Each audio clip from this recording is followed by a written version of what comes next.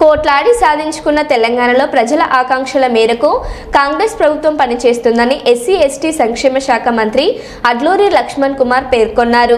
పెద్దపల్లి జిల్లా గోదావరిఖనిలో మంత్రి లక్ష్మణ్ కుమార్ అంబేద్కర్ విగ్రహానికి పూలమాలలు వేసి నివాళులర్పించారు. మంత్రి హోదాలో తొలిసారి పారిశ్రామిక ప్రాంతానికి వచ్చిన ఆయనకు కాంగ్రెస్ పార్టీ శ్రేణులు మహాలు ఆయనకు ఘనస్వాగతం పలికారు. రేవంత్ సర్కార్ ఎన్నికల ముందు ఇచ్చిన హామీలను తూచా తప్పకుండా నెరవేరుస్తుందని అన్నారు. ప్రజలు ప్రభుత్వ పథకాలను అదుపు తెచ్చుకొని ఆర్థికంగా అభివృద్ధి చెందాలన్నారు.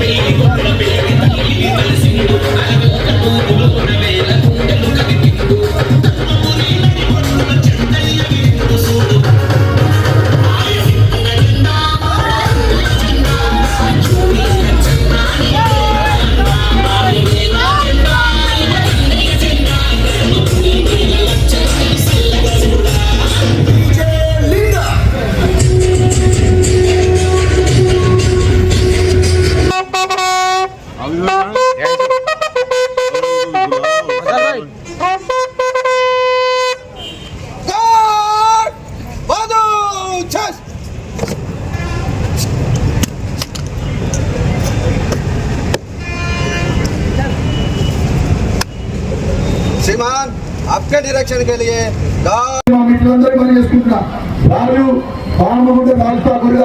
ప్రజలకిష్ట మాటలో కూడా ఒక మంత్రిగా పెద్ద శ్రీధర్ గారితో ప్రభాకర్ గారితో అదేవిధంగా ముఖ్యమంత్రి గారి దృష్టికి తీసుకెళ్ళి శక్తివంతం లేకుండా ఈ ప్రాంతాల బడ్జెట్ విషయంలో కానీ ఈ ప్రాంత అభివృద్ధి విషయంలో కానీ నా వంతు బాధ్యత నిర్వర్తిస్తానని పనిచేస్తున్నాను.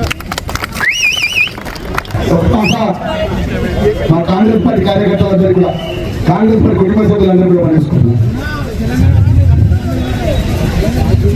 పనిచేసుకుంటున్నా ఇక్కడ కష్టపడి కాంగ్రెస్ జెండా పట్టుకొని కాంగ్రెస్ భర్తీయాలే ఎన్ని 10 సంవత్సరాలుగా రాజరిక పరిపాలన చేస్తున్నటువంటి అప్పుడు మాజీ మంత్రిగా ఉన్నటువంటి నాయకత్వం కానీ మాజీ ముఖ్యమంత్రిగా కేసీఆర్ కానీ ఇక్కడ ఉన్న టీఆర్ఎస్ పార్టీ ప్రభుత్వం ఎవరైతే కార్యకర్తలు ఇబ్బందుల పాలైలో ఎవరైతే జెండా నమ్ముకుని కష్టపడే కార్యకర్తలు అందరూ కూడా కాంగ్రెస్ పార్టీ అండగా ఉంటుంది.